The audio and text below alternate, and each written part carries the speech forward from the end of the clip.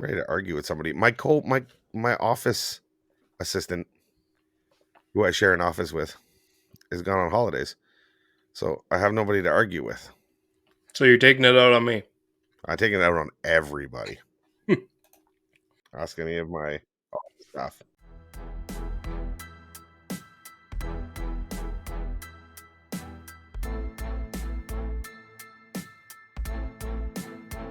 Hey everyone, I'm Brad from Calgary. This is Sean from Cambridge, Ontario. I'm Terry from Cornwall, Ontario. Hey, this is Larry from Pitt Meadows, British Columbia, and you're listening to the Towing Life podcast.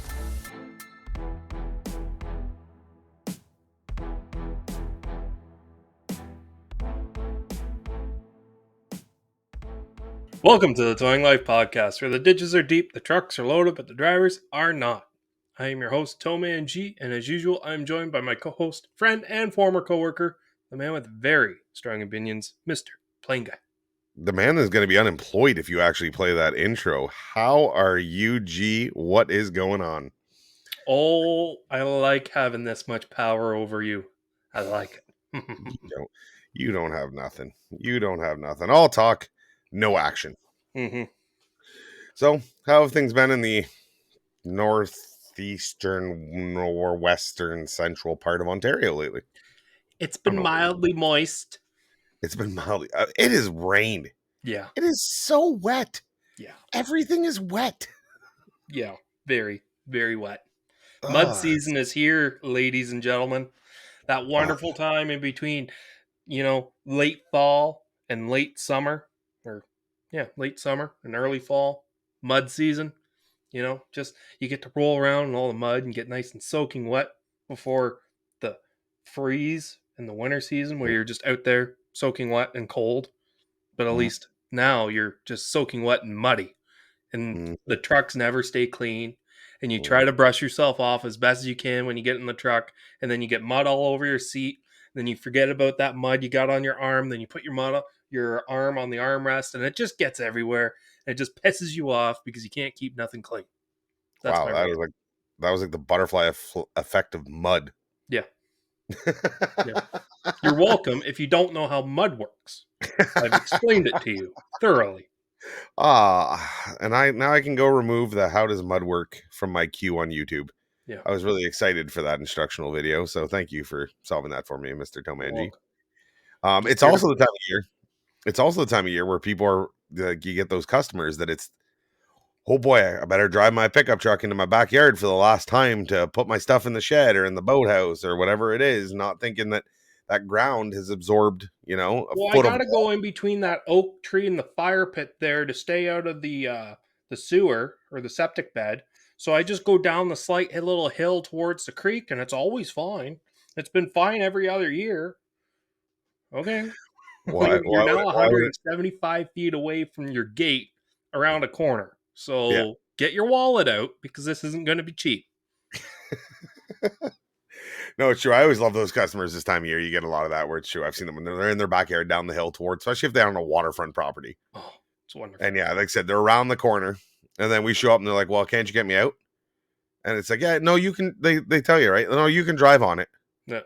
No, that's how you got here. Yeah. That's how you got into the situation that you are currently in, which you are employing me to come rectify. Yeah. So no, I am not going to follow your path of least resistance towards the goal of stupidity. And instead, I'm going to do what I do best and make these things work. So thank you, Mr. Customer. Please have a seat in the car. And no, don't put it in neutral yet. I'll let you know when. Yeah. I just love that. You want me to put it in neutral? You're on a hill. Do it. Find out. That'd be like the ultimate neutral F around and find out t-shirt. Yeah. You gotta tell a customer that one day. You want me to put it in neutral? Sure. Make sure to let go of the brakes too so I can see what happens. I don't know. You seem to know more than I, so do it. I always hated backyard recovery. Jesus, take the wheel. I always hated those backyard recoveries for people just because it's going to get messy. No matter what I do, it's going to get messy.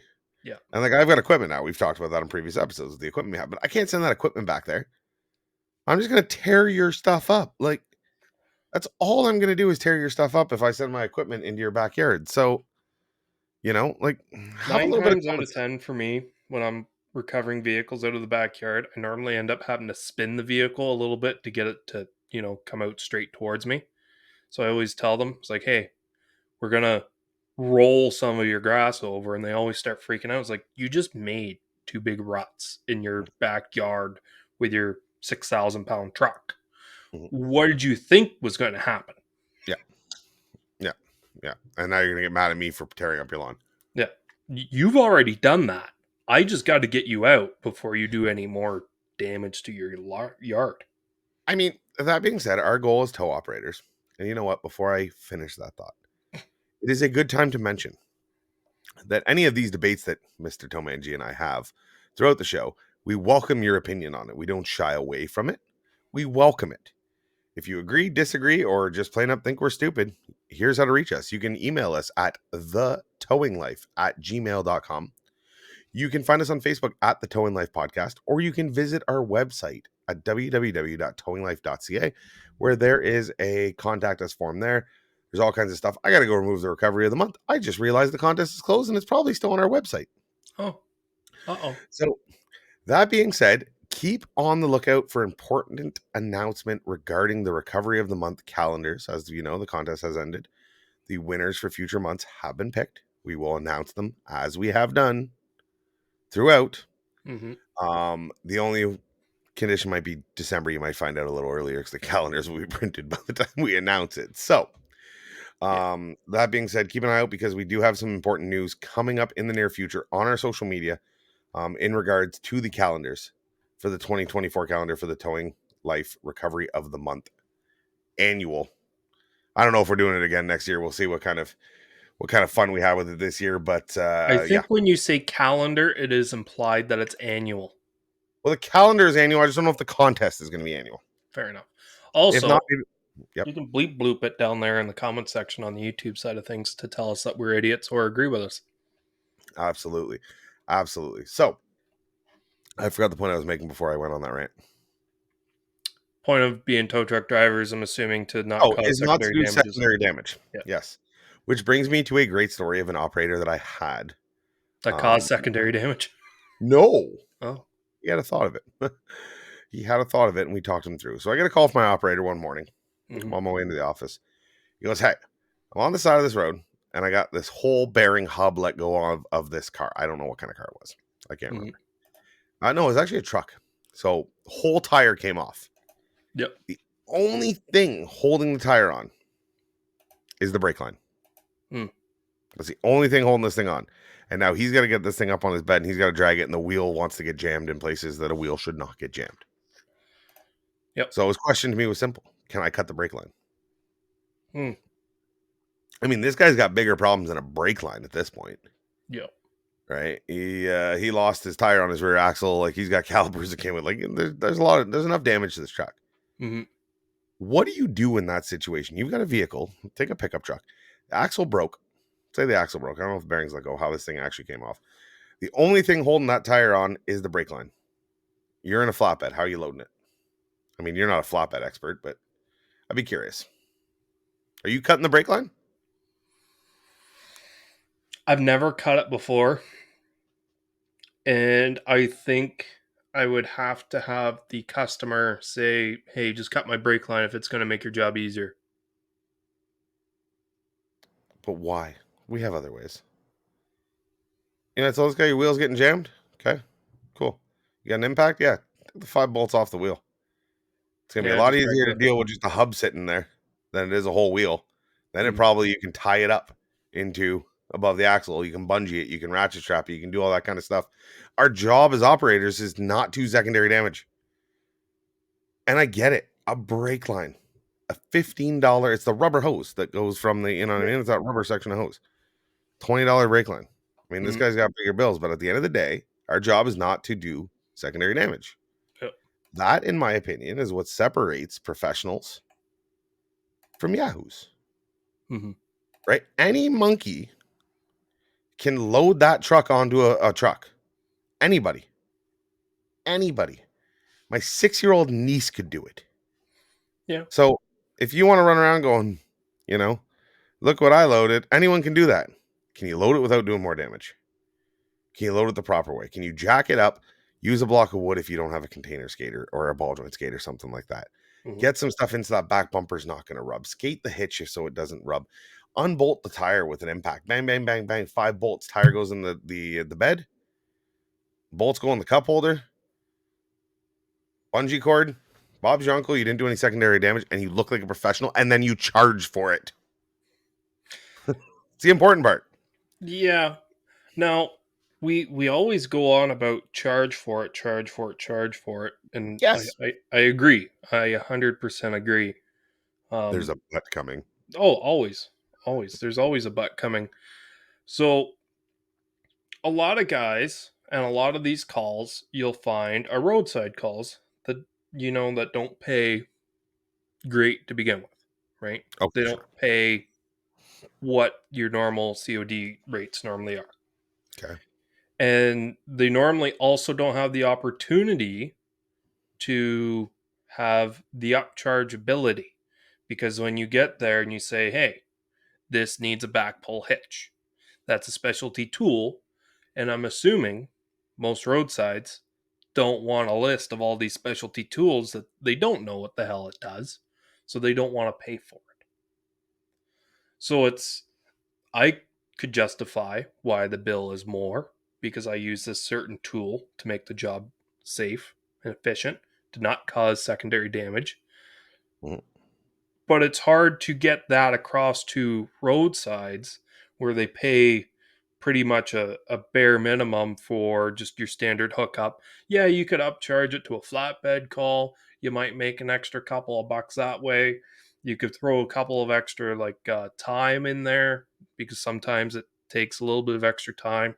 But most roadsides don't want to pay extra time if it's under 30 minutes. So there's a lot of hoops that you got to jump through. I've called in a couple times and say, hey, this is what's going on.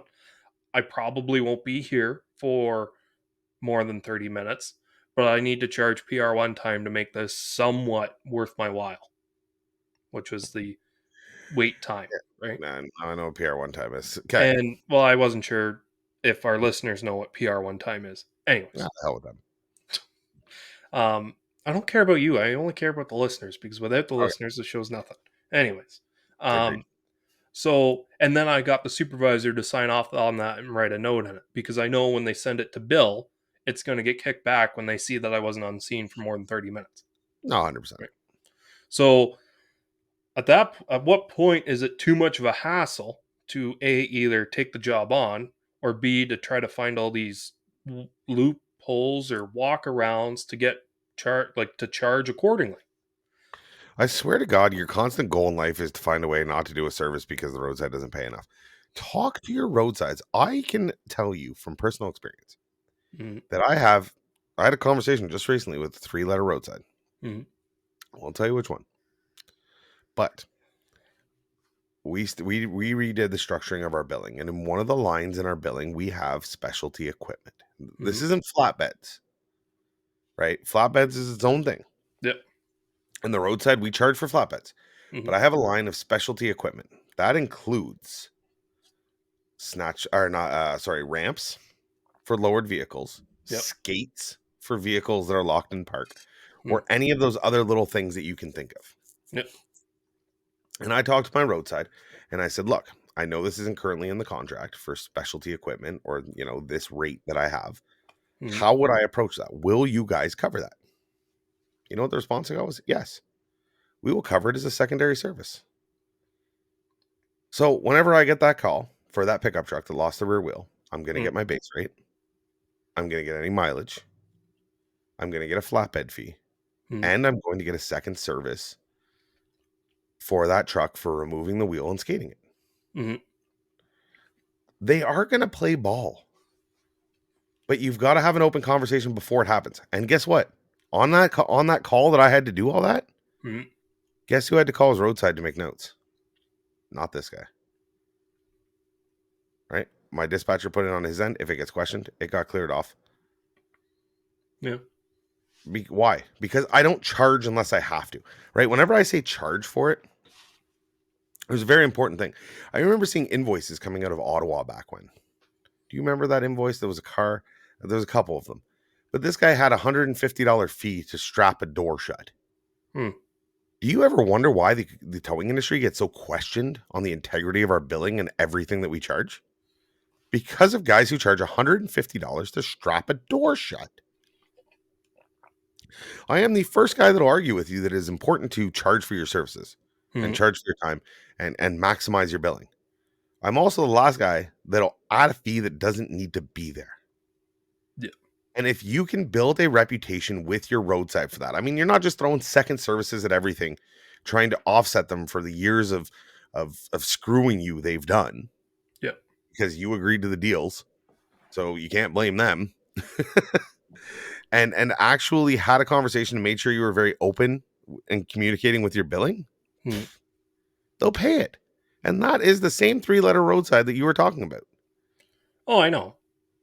So, but I'm coming at this from a driver's point of view, right? You're coming from it more of a manager side. You deal with the roadside. yeah. I just have to deal with the roadside. I don't deal with them. I just have to deal with them. You know what I mean? I know what you're saying. Right? I So get both sides of that though. If in yeah, case you don't, I do drive tow truck. I'd like to make this abundantly clear. So I've always worked for small companies, right? Mhm. I think I've made this abundantly clear, and I've always am the one to step up and say, well, it's not going to work in the north because it's just a 2-man show, and it's just doesn't.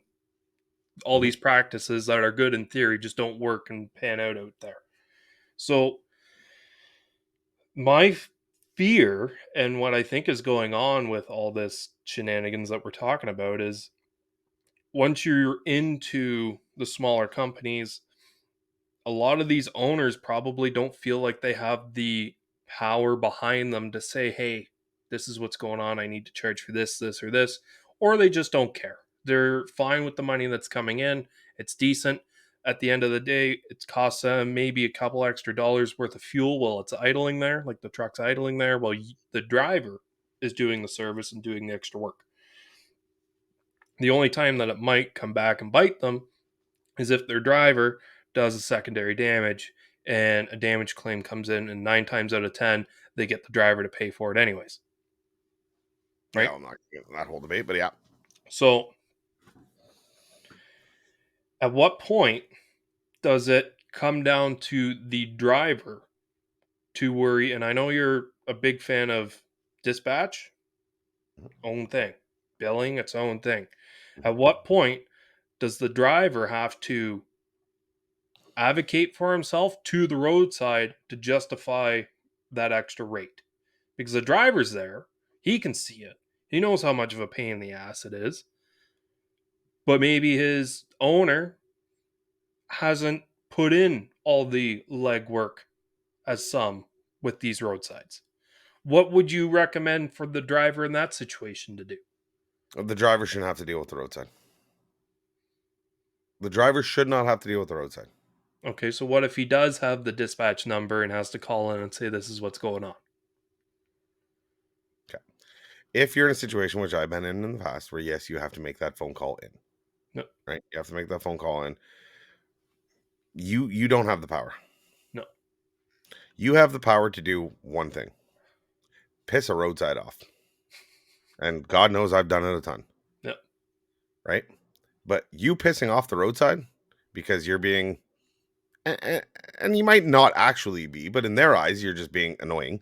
No. And you know what I mean? Especially if you've got a history of, man, this driver, Mr. TowManG, always calling in to try and add stuff onto the bill. You don't have that kind of power with them. All you're going to do is piss them off. Yeah. So if you don't have the power to actually push that change, then you shouldn't be dealing with the roadside. Somebody that, within the company that should. But I see what you're saying. You're in a situation where, and again, the commission-based driver mentality. Yep. Right? Because I need to make more money because that's how I make my money. Yep. Right? So I get you. But no, you shouldn't. Because you know what? When my driver calls me up and says, "Hey, I got this going on. Da, da, da, da, what do I do?" I get the opposite end of it sometimes that my drivers just don't give a shit Yep. and don't pay attention because at the end of the day, it's not affecting their paycheck, Yep. depending on what shift they're on at that point, which is a bit of a pain in the ass. But you know, when I call the roadside up, I go, "Hey," and I got my rep or I got my whoever it is that I talk to. I don't even deal with my rep. I deal with the supervisor right there. But you know, and we have a conversation because we have a 10-year relationship together. Yep. Right. So she can solve a lot of my problems where a driver calling into a dispatcher is just going to go, "Okay, well, just if there's extra time, add it." Like, that's all they're going to give you. Yeah. Or, "Okay, I'll put a note that you need a flop." These are all rates that are already agreed upon. Yep. Right. So, like, you're doing nothing but wasting your time. The only reason you're doing that is to try and get to waiting time over 30 minutes because you're going to sit on hold for 10. Right. And the other 10 you're going to spend figuring out what you needed to tell them. And the other 10 is going to be scratching your ass so you can get over 30. But no, it's you can update. You don't have to message them to approve a flatbed because of a weird scenario. Mm. You don't have to message them to approve a second service. Take a photo and put a note. Charge this because of this. Done. Our drivers have to do that. Yep. Right? Flatbed, why? Reason or photo? Preferably both. Mm. So that my wife doesn't come to me, especially with impounds, and go, "Well, why does this one need a flatbed? I'm going to teach you why it needs a flatbed." Tired of that goddamn rear end's gone out of the car. What does this one need a flatbed? Because it's a Kia Rio with no back tires. Probably out in the living room listening, going, "God damn it." So, okay, no, so note it and photo it, and let the people that deal with that deal with that. so you touched on this briefly. Say how some guys just don't care because it doesn't affect their dollar, right? Mhm. So Some guys care too much because it affects their dollar. I'll exactly. let you figure out what category you fall in. So I'm 95% of the time I'm a wrecker guy. So if I got to throw dollies, I'm marking it as a flatbed call because that's how we get paid for dollies, right? Of course.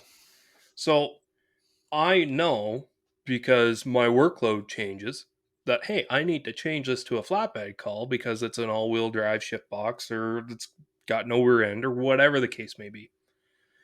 And then I jump into a flatbed and all I got to do is hook my cable and go bah on the truck, and I didn't need to look to see if it's all-wheel drive or front-wheel drive. So it gets to be a chore or something. See, that's the thing. Like What do you like walking around here? Bring it in home. most jobs, you would have like this is how you do your job. These are checklists to do your job, and I feel like the towing industry doesn't have that per se because it changes. No, listen. Okay, so I get this call, and 90% of the vehicles I've done today are front-wheel drive, and I'm driving a flatbed. I get Okay. one. What's a good car that a Toyota Matrix, right? Okay. They Normally, make the 90% of XR them all-wheel are drive. front wheel drive, but there is some all wheel drive ones out there. I Mhm. loaded up on my bed. I think nothing of it. Okay. Now I've lost the company money and I've lost myself money if I'm on commission. If I'm Yeah. hourly, I don't really give a crap because I get paid the same regardless. Okay. Is there anything that we can do to make it to where the driver doesn't have to, I don't want to say think or use his brain because, well, we're pretty, you know, you said your 6-year-old could load a car Just into the ask bed. the goddamn question. That was the question. Is there Is there anything we can anything that do? we can do to make it so the operator doesn't have to type in if it's all wheel drive or front wheel drive or how they can get removed from that billing process? Take a photo. But it Like, doesn't take a always photo. say all wheel drive. Take a photo. It's on a flatbed. Take a photo of the rear drive axle. I don't give a shit. You are literally asking me if we can make it dummy proof for a flatbed driver to mark a flatbed if he needs it. Yeah. If this genius can't walk around, it's not about like the point that you made about, well, the hourly guy doesn't give a shit because it's not his dollar. Yeah. I'm not saying that's all hourly guys. But I want those guys that give a shit because it benefits the company. Like these guys that can't get through their head that even as an hourly driver, that the benefits that you give to the company, meaning if you can generate more revenue because you're properly billing or maximizing your billing as an operator, right? Benefits you in the long run. Right? Yep. Like it benefits you in the long run. As a commission driver in a situation that you're talking, it benefits you in the short term. And God knows we love our short-term benefits because we can't see past our nose sometimes. But as an hourly driver, like, why should I care if it's all-wheel drive? Because, like, that's how a company operates and stays in business and succeeds. Yep. Is by everybody pulling in the same goddamn direction.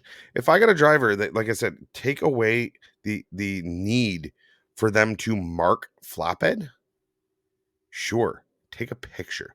It's at eye level when it's loaded. Like that, no offense, you've asked some dumb questions over the years. That one might be on the top of the list. I love you, and I love you, and I don't think that was your intention on how you did. But like that specific question, the answer to that is that is stupid. Hire people that are competent.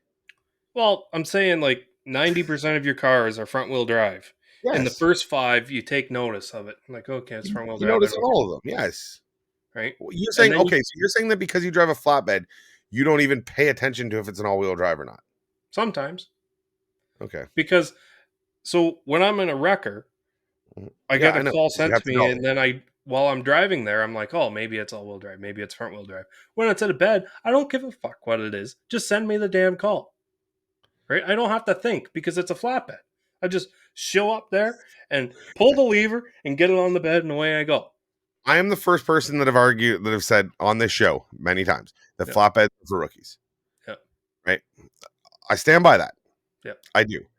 But if you think that every guy that drives a flatbed is an idiot and doesn't look at a car that he's towing, No, I'm then saying myself. It's you're easy the idiot. just to You're show saying up. that you're the idiot. That's what you're saying. Yeah, because I'm coming from the wrecker Okay. where I have to pay attention to so many things. When I get into a flatbed, I feel like I could just shut my brain off and drive and load cars. Right? As long as it's your stereotypical shit. Pick up at Walmart and drop off at Midas, whatever the fuck it is. Right? Just drag it onto the bed and away you go. Wow. What? You're at an all new level of stupidity. You're at an all no, it's not that. You still like flatbed drivers have as much of a passion of the industry on what they're towing and what they're doing as anybody else. Yes, their job can be simpler at times. Their job can also be a lot harder at times. Oh, I'm not Trust me. You want to discounting know if that. it's going to be an all-wheel drive? You'll find out when it's locked in park at a 90 and you're not in a wrecker. Yeah. Because while G's sitting there scratching his head trying to figure out how I'm going to wheel lift this thing off the back of my flatbed because I don't know how to snatch block off a side puller and get this thing loaded on my bed at a 90-degree angle, or how much of a tilt I got to leave for it to line up, or how do I unload it with the wheels cranked, right? The flatbed guys are sitting there going, you're an idiot. It's easy. It's just do this. No, you still know what you're towing. You're still checking the cars that you are towing. That doesn't go away because you drive a flatbed. I think it's easier to get more complacent in a flatbed. No, I think you're complacent. You're lazy. Oh, 100%. And I promote working smart, not hard. Yeah. But gee, that involves working smart. You can't just not work hard and not work smart. That just makes you stupid and slow. One of the first things you ever told me when I got into this industry is work smart, not hard. No, a good tow truck driver is a lazy tow truck driver, and I took that to fucking heart. Okay. I never said that a good tow truck driver is a stupid tow truck driver, but you apparently took that to heart too. No, you need to still have, like, yes, a good tow operator is a lazy tow operator. I mean that in the sense of work smart, not hard. Mm-hmm. But you still take as much care and precaution and everything else into it that you would. Same way when you're underneath checking for A-arms. I always look at the car just to know if I'm billing it.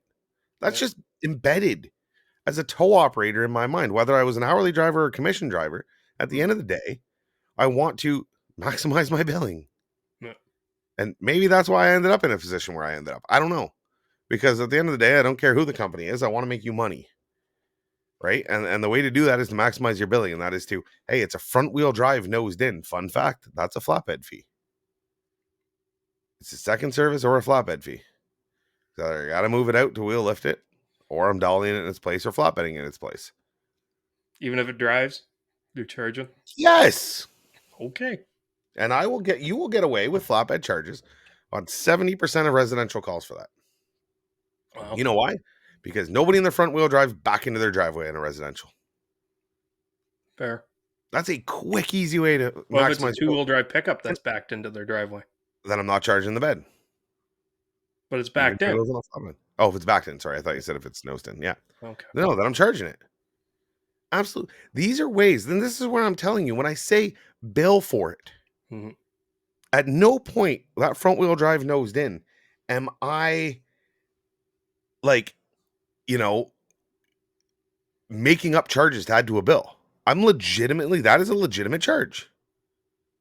To a roadside, that is a legitimate charge for a front wheel drive nosed in. Yeah. So I'm not out here charging $150 to ratchet strap a door. They set the rules. I'm playing within them. Yeah.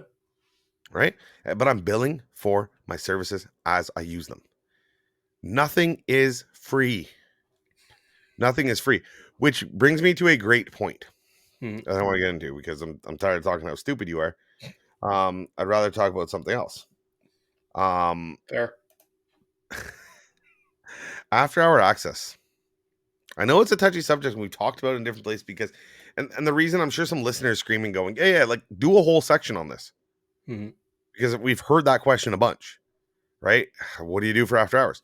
Problem is it varies state to state, province to province.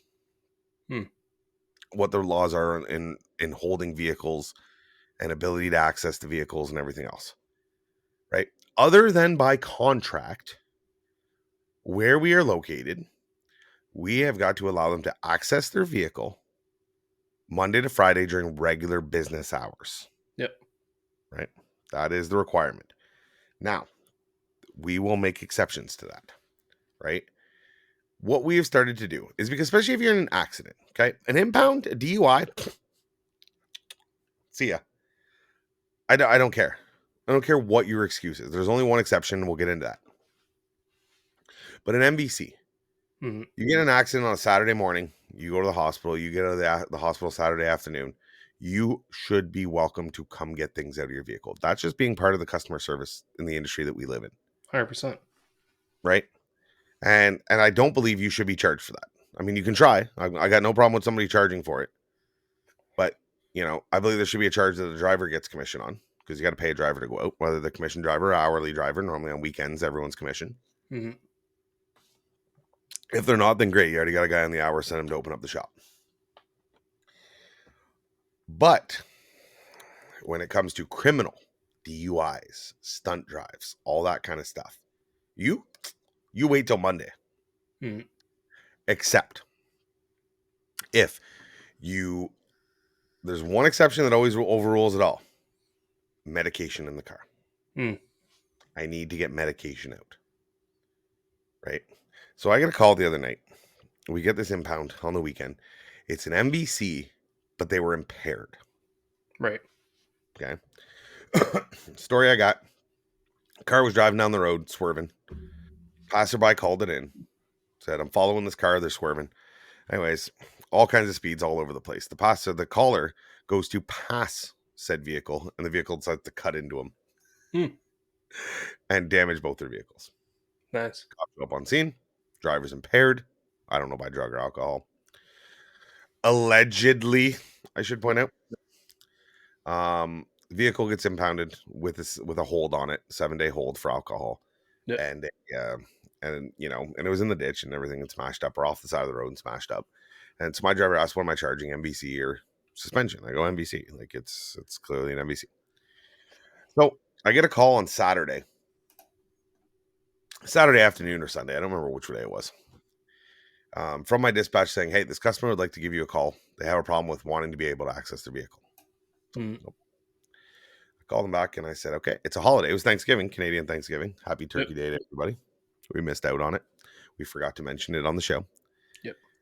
So what's going on? Well, I need to get stuff out of my vehicle. Well, I already know it's an impaired. And I said, unfortunately, the impound is closed. It will reopen on Tuesday. It's normally open Monday to Friday, 8 to 5. But being of the holiday, you can get your stuff out on Tuesday. Mhm. Well, I'm on my way to your shop. Well, nobody's there. So you're telling me, because the friendly peace officers, I like that you call them peace officers, and somebody hit me and they took my car, that I can't have my items out of the car. My items which are perishable and my items which are time sensitive.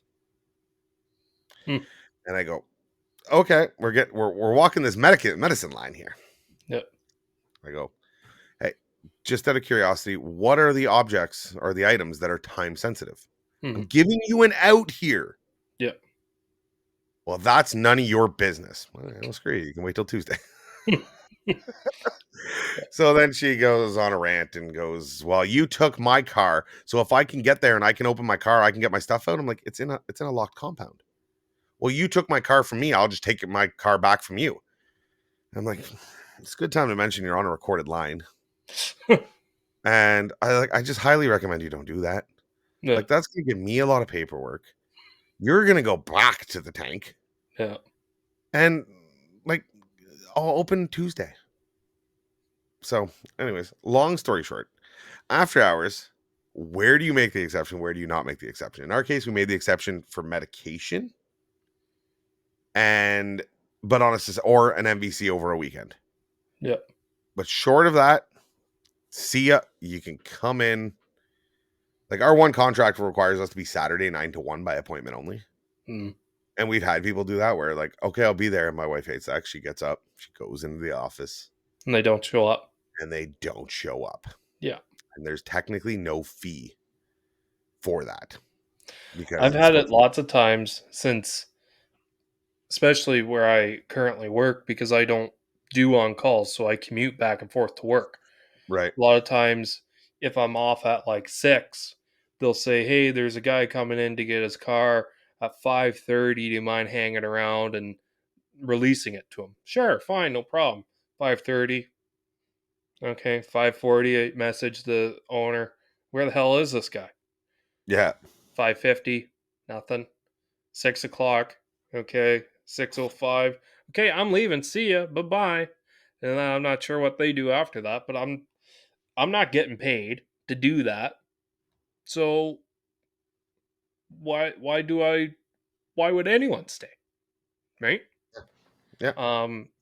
I do like the idea of always being closed on the weekends, other than the situations you've outlined. I would prefer it that way, to be honest with you. I'm a firm believer, especially for the MVCs. When you get there, one of the selling lines that you normally tell them to try to convince them to bring it into your pound is that you can come get your stuff at any time, right? Or between Monday and Friday. But if you're taking their vehicle in on the Saturday, I'm going to definitely make the exception. Come by, give us a phone call an hour, 30 minutes before you want to come get your stuff, and we'll clean out your car. I'll even let you take your license plates off. I'll help you take your license plates off, whatever the case may be, right? I don't do that.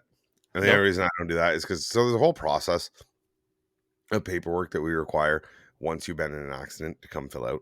It involves a lot of legalities, right? Explaining the cost of the invoice, the fact that we do offer direct billing to insurance. But if your insurance were to dispute it in Ontario, the owner of the vehicle is responsible for all fees associated with their vehicle.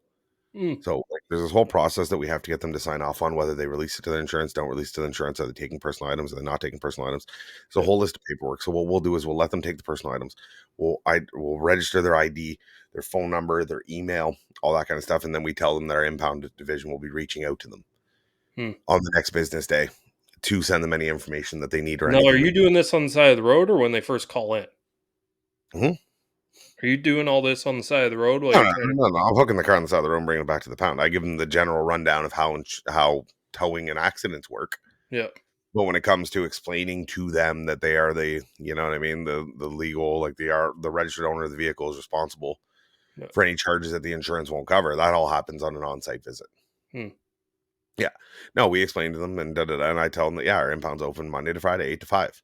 Yeah. If there's anything you want, take an opportunity to get it out. Now, if you do forget, give me a call. Give us a call and we'll work with you because you're my customer at that point. I'm taking care of you. Yeah. The guy who gets an impound for an impaired, guess what I'm telling him? See ya, bye. Yeah. We open Monday. Because I don't have sympathy for that. I've lost sympathy for the stupidity that we encounter. I've lost sensitivity for the, I have no hard feelings for the guy that just got a DUI. Yeah. Or the guy that just got a stunt drive for doing 160 down a highway. I have no sympathy for you. Why should I? I did an impound the one day on a jacked up F-250. And the officer there was real nice. The guy just stopped at the grocery store, filled up the whole back seat of groceries, frozen products, chicken, and then went to the beer store and got pulled over because he was buying beer and he was already intoxicated. Yeah. Anyways, he got dinged with a 45-day vehicle impoundment. And the officer's like, well, I'm not taking you to jail, so if you want, you can get all your groceries out of your truck and I'll give you a ride home with it. He's like, nope, just take me the hell home. And he repeated that statement a couple of times. So off I went, towing his truck back to my indoor storage compound. With a truck full of chicken and other perishables. And it sat in my shop. And I made sure, you know what, I'm going to put all these windows up. Normally, we make it a rule to leave at least one window completely down on said vehicle. We left all the windows up. So at least the truck inside smelled. But the shop stayed somewhat decent. Do the people not get pissed when they get in their vehicle and it's all dusty? What do you because mean? you left a window down? Because in a shop it gets dusty. I'm not, we both work in the industry. I've never had one complaint about it. But to be honest with you, most vehicles that are being impounded for the 45 days anyways that would get dusty, we end up owning. Like, I want to say 70% of them, so it doesn't really matter. But I've never had any complaints about it. Anyways, so my manager went to pull this truck out so we could give it to the guy. And I think he threw up twice or three times in the 30-meter drive out of the shop because of the stench. Oh, no doubt. Yeah. No. And then the guy said, can I throw all this stuff in your dumpster? No, you cannot. Yeah, there is stinky and then there is stanky. Yeah. So, okay, well, before we go for this week's episode, I think it's a good time to mention as well, you and I were talking. I seen a comment over on YouTube. That's actually what started this whole thing. Yeah. Joe ST3ZG. Joe ST. We'll call him Joe ST. Hey, Joe ST asked us if we had ever seen, he called it Chaser. It's a movie called 22 Chaser. Mm-hmm. I think there's a Chaser 22. I think it's 22 Chaser. If we had ever seen it. If you haven't seen it, it's a movie it was filmed in Canada, in Toronto. Yeah. About chasing, or their idea of chasing at the time. So what we are going to do, TowManG and I have put it as our goal. We are going to watch this movie over the next week and come back with episode 113, so a week from now, and do a full movie review on our thoughts. 30 minutes into it already. I like it. Yeah, so if you want to do it with us and enjoy the movie review, head over to I think it's on Fubi. I found it on Fubi or Tubi or something for free. You can do it through, you can rent it, different place. 22 Chaser. Sit down with us, watch the movie. We'll go over a full review of it next week. Make sure to take notes, G, on your favorite parts. Like, I want a detailed book report on this thing. Oh boy, I was never good. Our listeners are going to be counting on it. And we will be back next week to go over 22 Chaser and whatever other arguments we want to have. I'm sure after watching that movie, we are going to have a couple. Yeah. So, on behalf of myself and my co-host, the wonderful, amazing, always monotone, Mr. TowManG, thank you for coming out for another episode of The Towing Life. Don't forget, head over to towinglife.ca, get your contact us in form, and we will see you again next week. Take care. Toodles.